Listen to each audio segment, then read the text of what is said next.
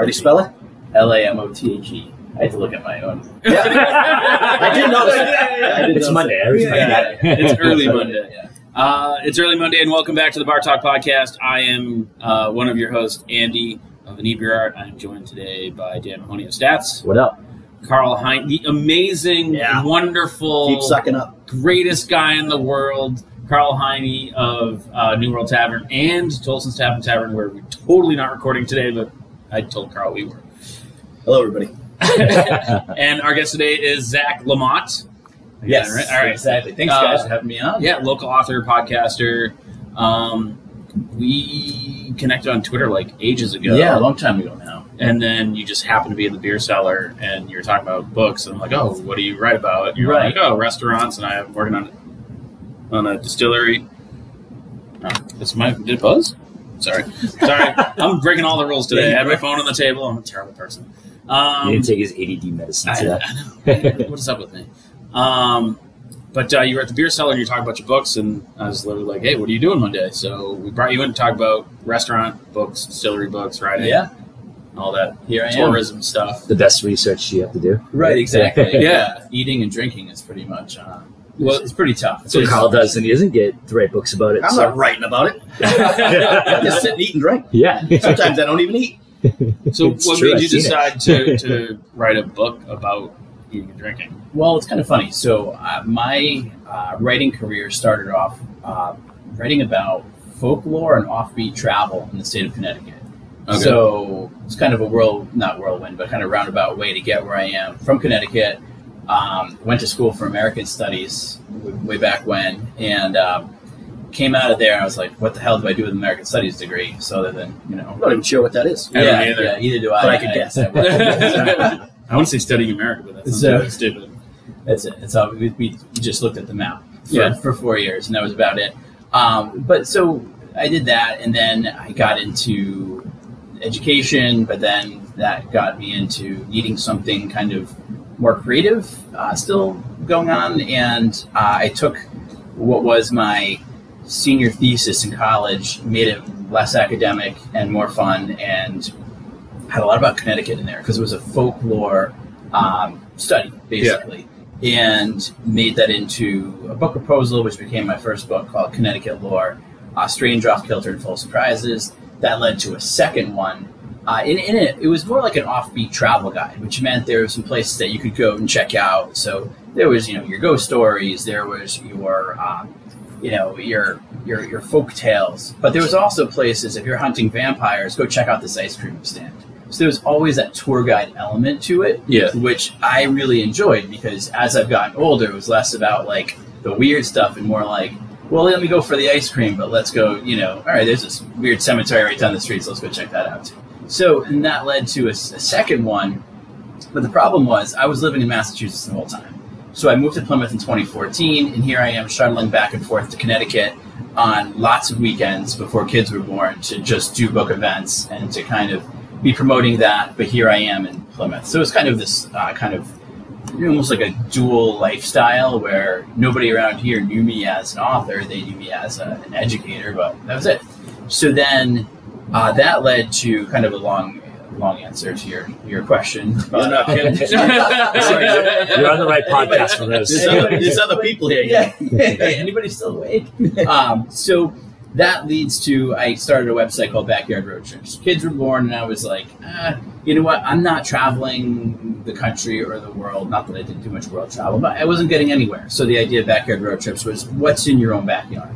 A focus on Plymouth, focus on South Shore, into Connecticut, New England, and backyard's pretty much a loose term. So that's what I was doing. At the same time, had the idea of kind of making a Massachusetts book. Got with a new publisher, and they said, well, they do these series. So it's the History Press. They have a series called The History Lover's Guide, which has DC, New York, all over the country. And they said, how about taking your idea and putting it as the South Shore? So I did. But in it, I also had restaurant recommendations, things like that inside it, which my editor said, look, this is a history guide. We can't put, my other publisher, the other books were a little looser about what I could do and not do. So that was kind of how the eating and drinking started. With that section that was taken out, my publisher, my editor said to me next, he was like, interested in writing classic restaurants of Boston, part of our classic restaurant guide? Sure. So that's how that started. From there came, well, there's this new project called Distilled in Boston. You want to take that on? Absolutely. So it's a very roundabout way how I started writing about eating and drinking. I don't remember what the question was. I do have a different question. Okay. Yeah. So, somebody wants to write a book. Yeah. How do you go about getting a publisher and actually publishing a book? Right. Are you So writing a book, Colin? I'm thinking about writing a book. Can you just tell us you don't know how to write? It's gonna be called Heine Time. Heine talk. A day in the life.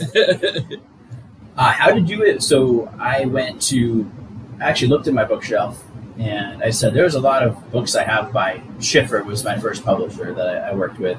And I contacted them, I'm sure if it was through email or just checked out their website about if they were accepting submissions. And they were, at the time, they said, here's what you do. You just put together a book proposal, which is about 10% of your final project, marketing survey, all that kind of good stuff. Wrap it up nicely and give it to us, and we'll see what you say. Surprisingly, I got it back, and it was a yes. So, which typically doesn't happen right away. One thing, nonfiction, is a bit easier to get into the publishing world than fiction. Fiction's pretty much like, you got to have yourself some connections or something like that, or a good agent.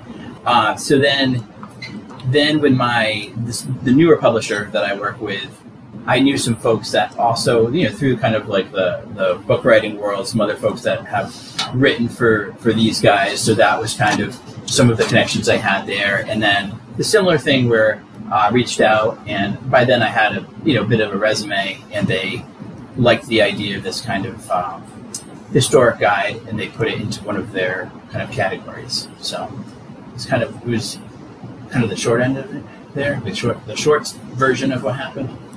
Yeah, it wasn't that wordy this time. Wait till next time. Wait till the next question. So you got to pawn the books, or do they do that for you? So they do it for me, but it's But they get a percentage of every sale?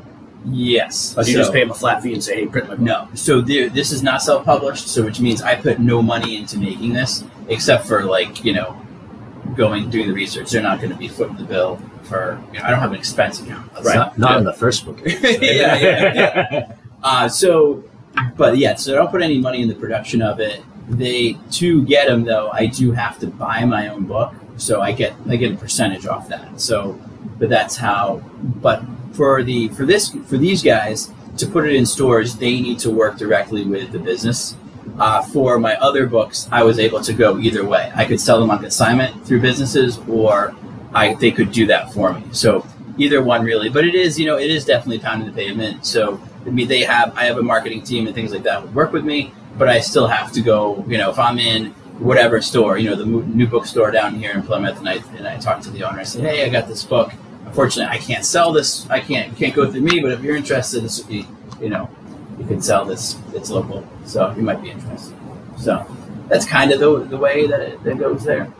And I feel like tourist towns like Plymouth are a good spot for those books, because tourists are going to be like, oh, let's get the Boston restaurant book and that kind of thing. Definitely. The worst thing that's been happening with these books was the pandemic, where the History Lover's Guide was released in 2020, and so you wrote a where to go book exactly that nobody could go to. Right. I actually wrote it beforehand, but it came out during the throes of COVID. And I was like, awesome. This is a great time for a release. A good FOMO book. right.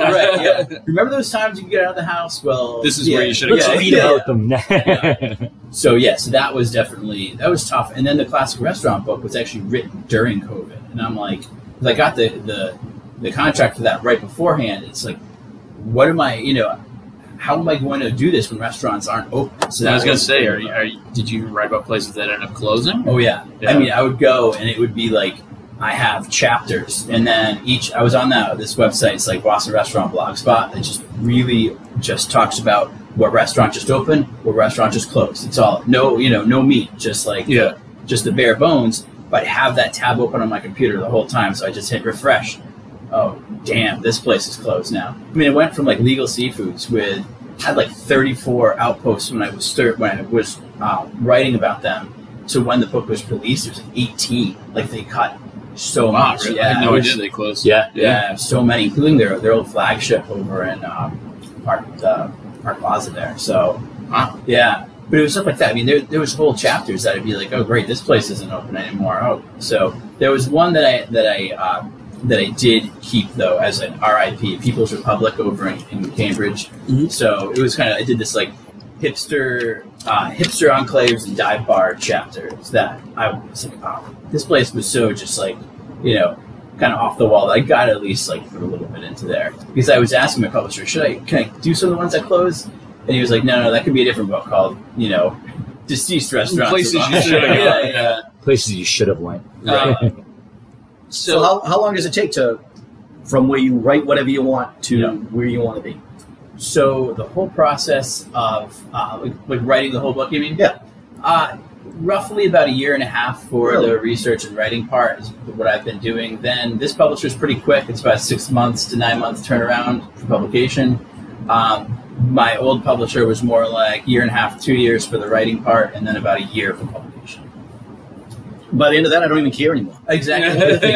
It's hilarious because there are times that I've reread my book, but like right now, like when this one came out, the restaurant one, I'm already researching distilleries, so I forget about this. So when I'm reading this, I'm like, oh, that's interesting. I didn't know that. Oh yeah, I wrote it. Yeah. It's, like, Well, it's totally funny, like how that happens is we've done so many episodes that someone will be like, "What's your favorite episode?" I'll be like, "I don't remember 95% of them." right, right, So yeah, it just you're always trying to like create new stuff, Yep. and it's like I can't even think. I don't go back and listen to them, and right. yeah. So Dan, what do we want to write about?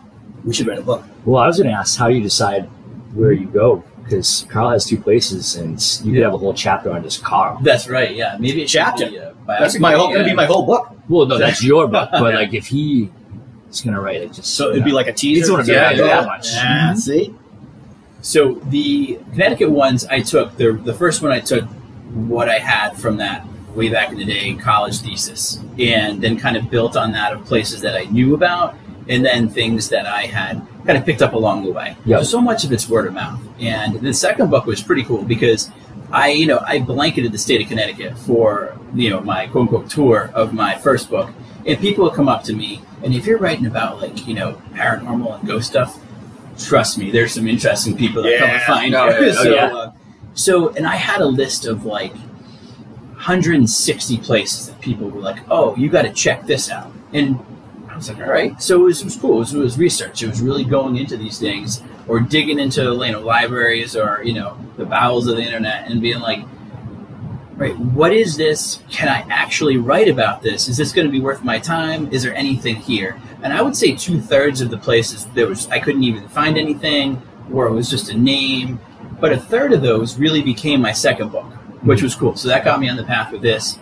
The History Lover's Guide, what it is every town in the South Shore, and I do a kind of a Reader's Digest history of them. So you have Plymouth is the biggest, since being the first here. But every town gets a snapshot of the history, and to be honest, it gets a little repetitive in some types because shoe manufacturing was big in Abington, it was also big in Weymouth. So these towns were together. Whitman, exactly. So you have a lot of that kind of crossover. But Plymouth takes you from the whole 9 yards, and I was able to work with like James Baker, some folks at Plymouth Patuxent for it. So there's some more legitimate historians than even myself that were really helping me out with this project, which was fantastic. And so that was just the hardest part. There was delineating what is the South Shore, because some folks say that how come Middleborough was not included? I was like, well, to me, Middleborough was like south, but it's not really on the shore. Well, then you get also people like New Bedford. We're South Coast. We're on the shore, Yeah. and we're south of Boston. Yeah, we're South Coast. We're not South Shore. Be like, all right, whatever. Right. Yeah. So that was one of the tougher parts, and literally people come and be like, "How come Holbrook's not in there?" But but Braintree is. I'm like, because they were all part of the same town once upon a time, and I was like, well, Braintree's like touching the water, So it's those kind of things that you kind of had to justify a little bit. And there's a couple chapters about South Shore wide things, and that would be the Heron Run, former military installations. The military history around here is so extensive. Yeah. And then the steps of the founding fathers, basically. So, pilgrim sites all over, whether it's the statue here, the monument in Duxbury, John Alden's home, places like that. So how did you research for restaurants when they're closed, and do you feel like you missed out on some of that experience? So I would say yes, I definitely missed out on some of that experience. Yeah. Most of it was a experience of the taste buds that I wasn't able to fully experience, but I had been able to. So the thing is, for all what I've done, it's really taking a kind of a historic point of view on it, and not history as in like this happened this day, blah, blah, blah, but the research aspect of it. So the restaurants in that book I've been to, but it's not reviewing the food itself. It's talking about what's the backstory of the restaurant. Of course, we get into dishes. Of course, we get into, profiles on chefs and things like that. But it's coming in that angle instead of like, the flavors of using this or that basically for it. So with that, I was able to kind of circumvent the pandemic a little bit, and then places that I hadn't been to, including like Kelly's Roast Beef, which I'd never been to, or Kate's Bagels up in Chelsea, which I'd never been to. They were open, so I was able to go to some of those places. But whether it was Union Oyster House or even newer ones like Anna's Taqueria, which I had to make sure to put in there. Did you make sure you went there like 2 a.m.? Yeah, and like everyone else. That was pretty much how I got through college. Yeah. And when you go to these places, do you tell them you're writing a book, or you just go and wing it and nobody knows that you were there? Depends. So some places I reach out to, like the distillery book I'm working right now, I'm working directly with the distillery owners and or head distillers who are showing me the processes, having me like really getting me in there and understanding everything about what their product is, why they got into it. So it's more of like an interview is what this new book is about. The restaurant one was really half and half. And the same thing with my website, Backyard Road Trips, where sometimes I'll say, this would be a cool thing to do. And I'll reach out to the place ahead of time. We'll make it work. Like I did an article about Two Roads in Connecticut, Two Roads Brewing. And, they kind of, wine and dine me for 5 hours at the brewery, which was an amazing experience. Other breweries, as I'm there, I'm like, hey, this would be a good article to write about. And I'll just snap some photos, take some pictures there, and there it is. So, and then I'll send it to them after the fact. So you don't have to get permission to have them in a book. Different. So website, you can kind of do what you want. And the thing that anybody contacts you and say, I don't like it, you can always pull it. Where the book, yes. So the book, it has to be, actually kind of yes. If you take, the big thing is photos. If you take photos inside a restaurant or inside any kind of space, you need permission. So if, let's say, there was a book and then they showed pictures of New World Tavern inside, you could go and you could say, what the hell is this? And you could, cause a fuss about it. If they took a picture of New World Tavern on the outside, that's public domain. So that's the difference. So there were some restaurants that I needed to include in this book that I wasn't able to get in touch with due to the pandemic, snap a photo of it on the outside, and write about its history. Nothing in here is incriminating. So there's not That's next book. Yeah, I know, exactly. The shittiest restaurants in Boston. Or the behind the scenes of the distilleries. So that's where things are different. I mean, the funny part is the only place that ever rejected a photo of mine was the high school that I went to. Oh, really? Yeah, isn't that weird? So they had a museum in the high school I went to. Really, they have a cast gallery of all like Renaissance art and. What high school was this? Norwich Free Academy in Connecticut. It sounds fancy, but it's a public school. I hate Sounds that. very good. We played them in football. We killed them. So I sent a picture of a couple statues, and they were like, no, we don't want that in there. I'm like, seriously? Okay, of all places. So It's weird. took a picture of the outside. You think they want to pump up an alumni there? Yeah, exactly. And since then, I've done events and things like that. Maybe the alumni wasn't the person that they thought. Yeah, That's true, yeah. Want to know? Remember, I Pull up his He's speaking GCA. from the record. The big difference between book and magazine, I'll tell you right now. So you're researching the distillery book. Yes. Has it been rough on your liver? It's bad sometimes. It really depends. Each place kind of handles it differently. There's sometimes that it's like,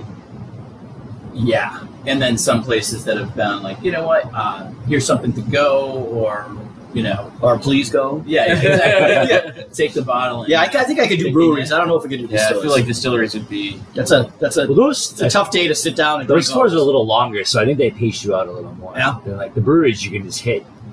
Right. Quick, and there's not that many distilleries compared to breweries, because hard alcohol and spirits new to me. Like I'm not a big spirit drinker. Beer, yes, absolutely. Been to most of the breweries around this area and farther.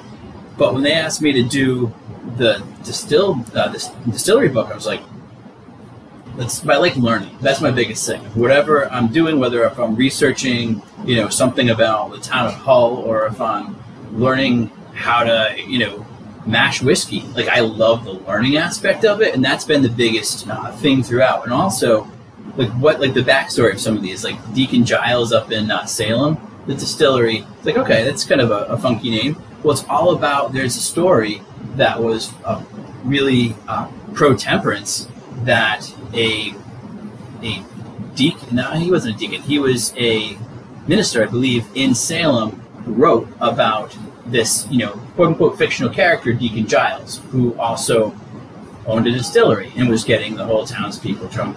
Well, in it was thinly veiled, because it was basically a true story about a deacon in Salem, but the whole story goes into that these demons came in and worked at this. This is kind of the short version. So worked at this distillery and produced it super fast, but there was charring at the bottom of the barrels that had things like words like cholera written into it. So you bring it to the tavern and there's these ominous sayings in it, and then all the barrels were returned, all the liquor was wasted, and that's it. Well, the story was called Deacon Giles Distillery, which the name of the distillery in Salem is off of that. And in it, it's like the character sells liquor, or makes liquor and sells it, but also sells Bibles. So in the distillery, it says like Bibles for sale and all these different things. So just bringing into the historic aspect of it. And each place has their own backstory. It's that kind of stuff that it's like, wow, that's really kind of a neat thing. Like Glen Farmer, which is up in Franklin, and they're the two people that own it are pharmacists. They're also talking about liquor as medicine type thing, and it's located in Glen, so it's like everything, not quite the same backstory as Deacon Giles, but everything has got its own meaning. No one's just making Dan's Distillery and calling it. They should. Copyright that. Mahoney's there's definitely a Mahoney something which is in there somewhere. But Salem's good for that too. I remember we were up at 5th Regiment. We were up there. Oh yeah, sure. And I was like, "What's the 5th Regiment?" And it was like the thing that eventually turned into the Coast Guard or whatever. That's one of the cooler parts. And Mayflower has had some beers that have like little historic stories to them. Even like their Peregrine White, which was made out of falcons. So no one knows that one. Yeah, like the first child born in the New World was Peregrine White, so they named their wit beer Peregrine Wit. Yeah. So just little things like that most folks aren't going to really think twice about the name of it, but a little bit of the backstory. It's cool. Did you think about the historic impact of calling your place the New World Tavern? Yes, and there's much confusion about it. It's the New World Tavern. So not New World Tavern. Not New World Tavern. It's the New World. The New World Tavern. Just to be clear. The New World. Get it? Columbus came to discover America. Yeah. Not the New World Tavern? For whoever came. Not New World Tavern. I think your next venture should be Old World Tavern in Plymouth, England. Oh, there you go. Or just open up somewhere else. I don't want to go somewhere where I don't understand the language. Listen, that's here. So, where are some of your favorite... Well, hold on, I got a question. Oh, sorry, go on. We're talking about names. Sorry. Whatever you say, Carl. So, I think the New World Tavern, when we named it, was self-evident for everybody that came in. Oh, the New World, I get it. Right. But like you said, sometimes people name, and I don't know the best way to go about this, right? So I don't know the answer to this question. But do you want to name something that's meaningful to you and maybe your close friends, or maybe named it after a town, but nobody else knows it from anybody else coming in? Does it work for you? Or should you be more broad and really relate to everybody? Right. So Boston Harbor Distillery versus Deacon John's. Correct. There's one beer out there. It's Evil Genius. Yep. And the name of their beers applies to Stacy's Mom. Stacy's Mom. Purple Monkey Dishwasher. Right. I mean, it's just names. Yeah, it's just names that people come in and see it and say, "Oh, I got to get that." Right. But if you name something Carl's Ale, it could be the most delicious beer you ever had, but a lot of people aren't going to get it just because they don't understand. It's not flashy. Yeah, it's not flashy. Mm-hmm. So do you want to be flashy to most people, or are they trying to get that real super cool local feel so that people come down and say, "Oh, I get it. That's a cool name. Oh, I get it. That's a cool name." I don't know. I mean, I was against the local stuff before because you would have breweries that would be 3 in every state. Now there's 3 in every town, so maybe it's more cooler now than it was before to get that super local. But I always thought that some of these names need more thought. I feel like distilleries kind of walk a safer line where, like, you don't see, like, the crazy names like Purple Monkey Dishwasher, booze like that. Like, I think the craziest one I think is, like, Dead Guy Whiskey or something like that Dead Guy Ale or Road put out. Right, yep.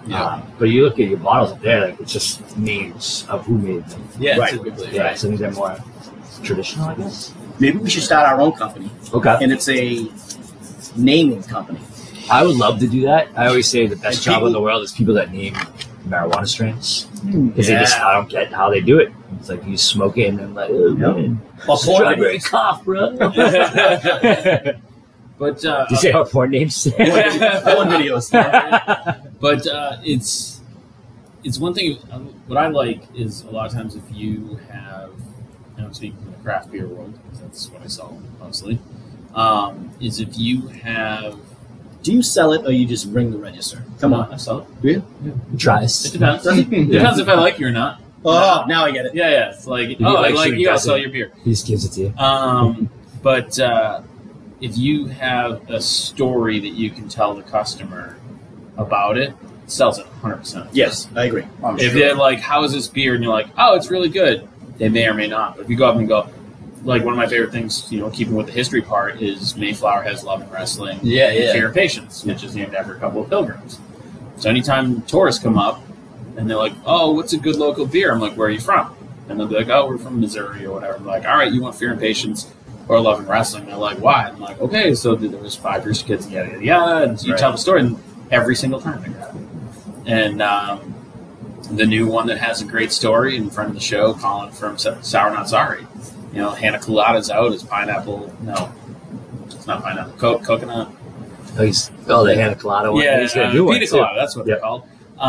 Pina colada sour, and you're like, it's named after the nurse that didn't tell Colin's whole story. I'm gonna take a 4-pack right up to the counter because it's a great story, and that's people get connected that way. And if you have a great story about your restaurant, you're like, Yeah, we don't have stories. We call it the New Take your World Tito's Tavern. and soda and move along. Next. we call it the New World Yeah, that Tavern was because just my Carl body. is so is great, Right? great grandson or something. I'm not saying you should say that. That'd be funny. It's a great branding for us. Like our logo for stats is like just says 77. And Yeah. it's like, what's 77? Like, it's our address. It's like everyone's like, oh, that's it. Yeah. You're like, nah, yep, that's the name. The new place up the street, food court. Yep. And I'm like, that's a dumb name. And then I realize it's on Court Street. Right. I'm like, oh, that makes way more sense now. That's a good play on name. Though. Yeah, it is. But Yeah. at first, the first thing, like, That's Only rude if- that you just only call if you them a get dumb name. yeah, Yeah. 100%. Because John called me about hanging art, and he's like, "Oh, I'm calling from Food Court Plymouth." I'm like, "At the mall?" Like, I had no idea what he was talking First of all, about. that's Kingston. Yeah. There's study hall there. Yeah. Well, I think that's too is what he tried to do because he's got such an eclectic menu Mhm. that he called it food court because he's got something for everybody. For everybody, yeah. Yeah. Andy, maybe you should do your research. Yeah. You know? It was a phone call. Like, I didn't have a research from the incoming. We phone should call. have him on this. I've been talking to him about it. Yeah, so because maybe he won't talk as much as other guests. I didn't mention any names. Wow. You mean Jordan, right? Yeah, Jordan. I was going to say Kenny. Oh, jeez. Love you, Kenny. So, when is the distillery book? Like, Oh, for Christ's sakes, ask them the question everybody wants to know. What? Are you rich? Oh, yeah, rolling into it. See, How many books do you have to sell to be rich? It depends which what publisher you work with. he's got to get his Mine, distillery not so book made much. into a movie. Yes, yeah. Write the screenplay for that. So again, the behind the scenes of the distillery book would be the good. So I'm not going to spend all this time writing my book if it's not going to make me rich. Yours, I feel like will do well after you're gone. Where am I going? To the Caribbean. I feel like Yeah. his is going to be submitted as evidence. Yeah. That's what I mean. It's not coming out until Carl's can't be prosecuted. Yeah. What's the statute of limitations? It might be like Zach's high school. Everybody's like, no, I don't want to be in it. No, I don't want to be in it. You can't use my brochure. Crazy.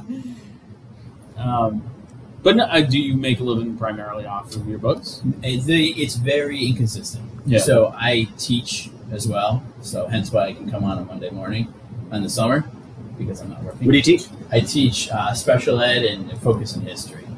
So they, it's kind of a nice balance because teaching you have the time where you can do another gig as well. So some years, like there was couple of years I random, but I was contracting out with a municipal power company, writing up their history, which was, being in public education, it's like if you want a pencil, that's going to be like, an act of Congress to get pencils for your classroom.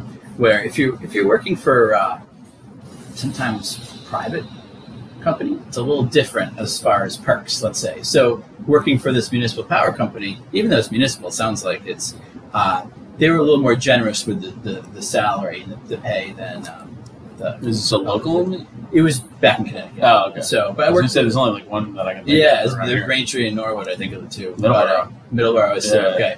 So with this company, they contracted me out to write up their history, and that was a pretty good gig. I worked for them for about 2 years, and but other times it'll be like if I get a cup of coffee out of what I make, it's called a good month. Yeah. So I have an idea for you, Carl. You hire Zach as your ghostwriter, so you can put like written by Carl Honey, then real small. And you have to follow me around everywhere? yeah, You're my everywhere. little book slave? I think we actually met once. I can before. say, I think it's called Write this scribe. I don't know what that means, but I love it. I think I met you once at Von Trapp Beer Hall. Did you have Leader Really? Wilson on? Yes.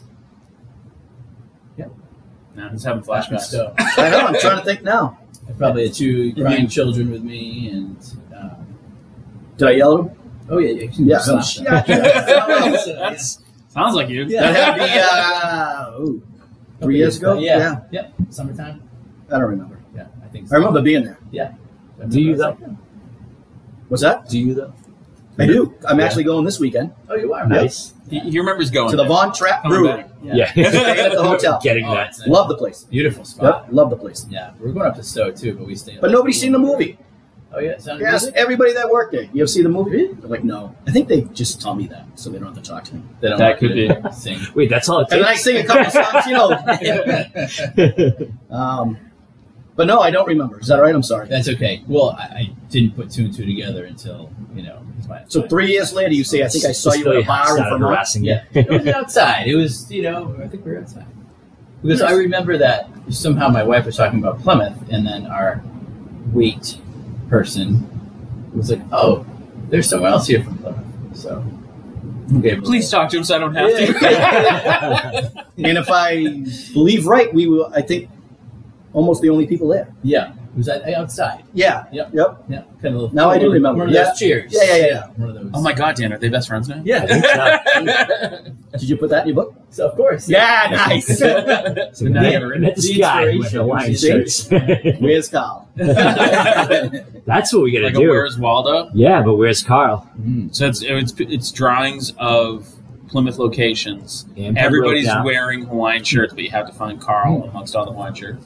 Well, no, that's only the last page. When was the last time you saw Where's Waldo book? Yeah. But he's When was the last It time I starts seen easy. one? I Yeah. have no idea. Starts easy, doesn't it? Yeah. I don't know. And then He's in progressive. Lederhosen in Von Trapp though. Oh, yeah. With the Hawaiian shirt underneath. Yeah.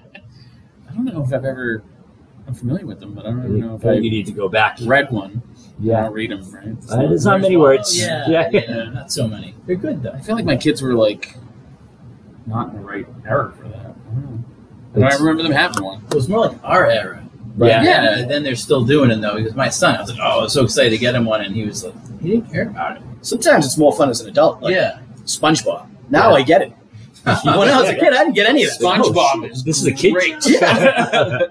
Yeah. My kids were real little, and they were watching SpongeBob, and he's leaving boating school, and he's like, "Bye, Miss Puff. See you next Tuesday." And I'm like, "Ah!" And my kid's like, "What?" I'm like, "I can't tell you." I'll tell you on your 18th birthday. They don't care. No. So what else you got, Carl? That's all I got. I'm thinking about what I want to. What are you gonna The write? content for my book. Yeah. Mm-hmm. I mean, you're How many pages does it have to be? I can do one. Yeah. Oh, so I'm in. double space. One long. We'll scroll. Yeah, it just folds down the street. But I mean, that's a good question. Like, do they set a you have to have so many words or pages Yes. or? For this, it's actually by the word. Yeah. So my It's what? target by the word. So they're looking at 45. You get paid by the word? No, I don't get paid by the word. But they want a book of a certain length of words. So you can't just keep putting pitches in there. Run-on sentences are the best. A lot of rules in this book writing thing. The New World Tavern is a very, very, very good only 44,997 berries. Yeah. So this actually the one I'm working on right now, they're saying they want between 45,000 and 50,000 words for it. So that sounds currently like a I'm lot. at 29,000. Yeah. Do they give you like a max where like if you just keep about going? 50. Because with this one, what I We did, didn't do that when you started talking. So, they can just edit everything. I'll be like one word that I say.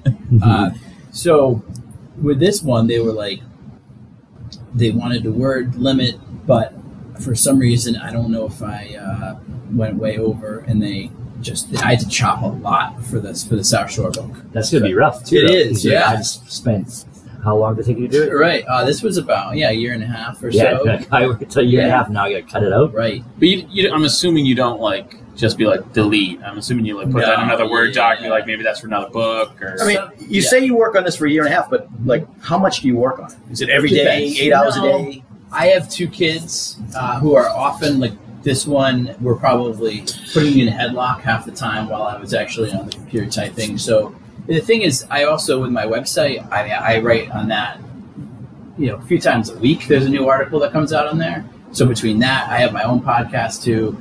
And I've got with these, it's constantly if I have a minute, I'm just there. But I've learned to just kind of be able to just work and multitask. So okay, I'm gonna sit the kids in front of Transformers for half an hour, and let me grab the laptop and let's do something. You don't watch Transformers too for half hour? Because that's be my problem. So so it really depends. But about 45 to 50,000 words. This company.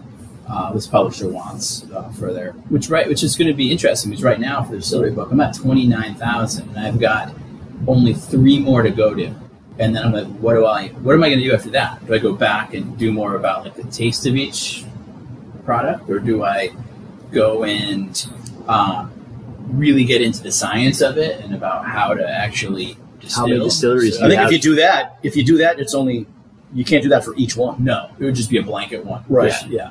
I mean, recipes are made of words. Yeah, exactly. And there is a recipe section too Yeah. for this. So for each distillery submitting a recipe. So for one of them, which was interesting, Ryan and Wood up in Gloucester.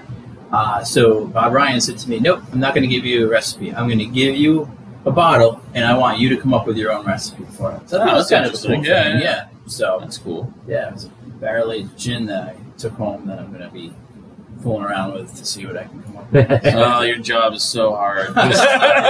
See Zach stumbling around Main Street You're right. with sparklers in his hand. So if you guys want to know one of the more interesting stories, we'll leave names out of this. Okay. One of the distilleries here that I went to literally gave me a sample of everything they did, and usually I get a taste, a small taste. This was roughly a shot and a half, maybe. Whew. How many did they have? Because that can be 40 minutes, and it's delicious. It was absolutely delicious. So there was some stuff that I was like, oh man. But by the 8th one, he's like, I think it's delicious. Yeah. So a lot of the interviews I'm doing, I'm recording because it's a lot easier just to go back and listen to them and then try to transcribe them and everything. And I'm still feeling all right, you know, so 40 minutes in, I take a little tour of the distillery. Next thing you know, I'm not wise, I'm back in my car. Don't feel anything. Get on the highway right away. I'm seeing quadruple. Yeah. It just I was going to say, it's not the 40 minutes. It's the 40 minutes after that. Yeah. So there's a hotel on the side of the road. I'm like, I got to go. So I went into a Holiday Inn, and I'm there, and I'm calling up buddies. This, of course, is 5 o'clock on a Friday, which most people are just getting. And the hotel loves you. Oh, yeah. Dude, it's 5 o'clock in the afternoon. I'm lying down on the furniture. Anything. They're like, this guy's got a fucking problem. It's research. The best part, I had in my mind, I thought I was, because most of the places I go, I have a couple little tastings. You know, you're totally fine. Yeah. I also kind of felt rude not to drink the whole thing because, first of all, it was really good. Second of all, you know, they're giving me all this, you know, Yeah. had a beautiful display for me. You know, it was like, and so I'm doing this, and you know, my idea was to get back home probably around 4:30 or so, and then hit the gym, go to the gym before dinner. Well, it came into my idea. Well, there's a gym at this Oh, no. So I'm searching for it. I'm not finding it. I bust into an Amazon convention that's going on. And one of them was like, oh, no, this isn't the gym. So I just, kind of made a fool of myself. And then I started, because my friends were taking you get used to it. They were taking a long time coming from Plymouth to come get me, and which makes sense because they had dropped everything pretty much, tied up work and did it. And I decided it'd be fun to go lie on every couch on every floor of the hotel. That was another game that I did. So I was like, no, I'm on the 7th floor. All right, let's go down to the 6th floor and see what it looks like. It's the next book's here. What's Couch is the Best. Yeah.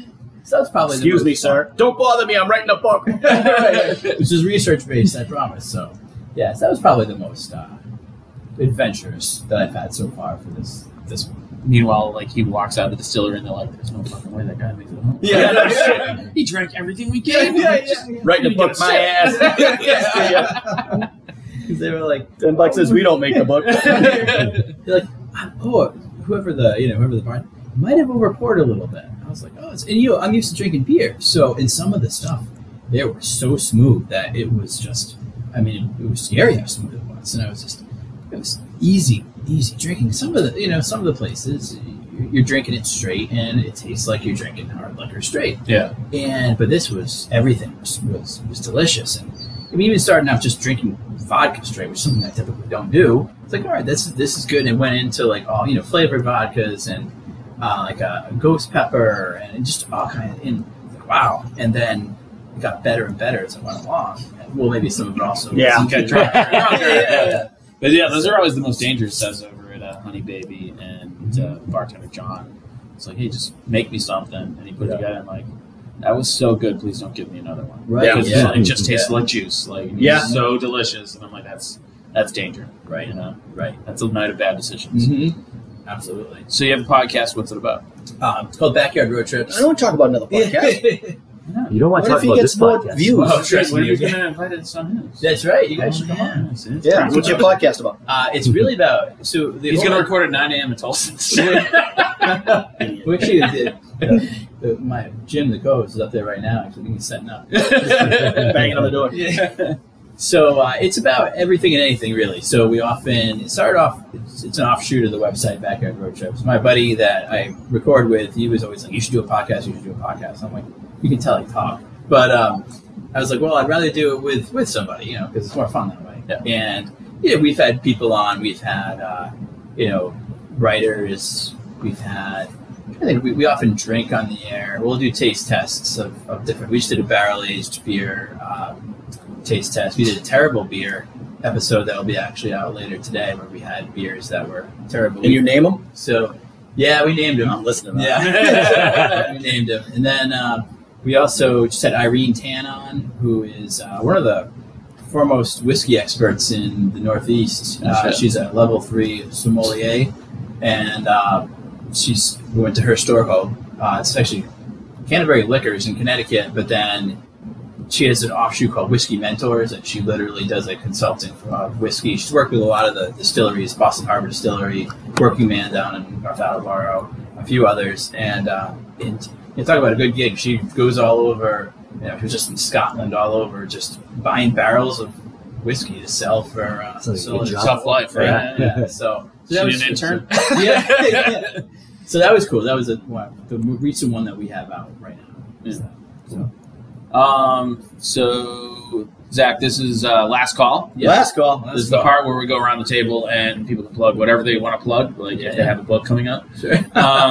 So we're gonna start with Dan Mahoney because I feel like putting him on the spot. I'm ready for you today. Oh, are you? So I'm ready for a little online bullying right now. Okay, all right. This is going to go out to our friend calling it Sour Not Sorry. I need you to put your labels on T-shirts so I can wear them. They're dope. They are. And I was showing so people this great. weekend. I was like, why don't I have Dope this means label? good. I know. I'm hip. I found that out good. He put up a poster at the beer cellar. He did a tasting there Sunday. And the second one up, I'm like, Tibbs, that is mine. I'm taking that poster. I was showing some like the Oxford cans. I'm like, these things are sick. Like, I need this on something. All right. So Colin, you've been called out. Let's get some new swag. merch, and I need some. Is he doing a brick and mortar, or is it? It's a shed. I've heard it's in the plans, but he's also planning a second one in Miami, which I'm like, all right, that's I think The best I thing think is that's like like posting like I think that's like Microsoft Paint. That was my plan for Blueprints of Bar the too. brewery. Yeah, I'm going to open one in Miami. Yeah, he's got plans. Nice. Yeah. So cool. It's just a sour brewery. Yeah, That's awesome. Yeah. Hopefully, it doesn't make everything lime green. I feel like it's rough on the eyes. Oh no, I'm in for it. What about you, Carl? What do you got? You know what I'm gonna boost up? What's up? And this, I know this episode will probably come out afterwards, but happy birthday, America! 4th of July. It is 4th of July. I don't know when this comes out. Fish. After the 4th. He's just shaking. Probably in his head. September, but No, probably like the 7th of July or something. that's it. That's it. That's all I got. All right, Zach, what do you got? Tell us where everyone can get all your All right. books and All my stuff. All right. Yeah. So you can get the books. And last call usually lasts just a couple seconds. Oh, I flip the lights on me. He's the one who comes up and, like after he's had his last couple, like, can I get another one? Just one more, please. You get the books anywhere, Amazon, Barnes & Noble, all those kind of big things. My publisher, History Press. You can also check out my website, backyardroadtrips.com. And shall I say it? Other podcast, if anyone wants to type that in. Go ahead. Yeah. So just Backyard Road Trips on whatever podcast platform. After they listen to this. Exactly. Yeah. So it's at the end, so they wouldn't know. It's not gonna I got stop. I almost coughed halfway through. But Yeah. I can tell you we have a lot less listeners. Yeah. So if it's any consolation. Well, this might just double your listeners then. That's right. Perfect. Try to hijack some. I am going to plug our good friends at Mayflower. They have a beer garden at the Hedge House. So if you are in the Plymouth area or if you're traveling to the Plymouth area, it's a gorgeous, like, antique's not the right word, historic house right on the water. And it's every Friday and Saturday, 2 to 8, 3 to 8. And go sit and drink Mayflower beer on the sunshine, looking at the water, and they have like cornhole, and you can get pizza from next door, and it's pretty cool. Very chill. Chill. Chill. That means good. And thank you for listening. You can find us on all the social That means medias at Bar Talk Cast. You can email us with your questions, complaints. We haven't had hate mail in ages. I'll start writing some if you want. Yeah, sure. I mean, just I usually just say it That's to your because you keep face. keeping me out. Yeah. put it under like Stan something. No, I'll use my real name. You can email us at bartalkcast@gmail.com with your questions, and we will sort of answer them. And we'll catch you guys next time. Bye. Cheers.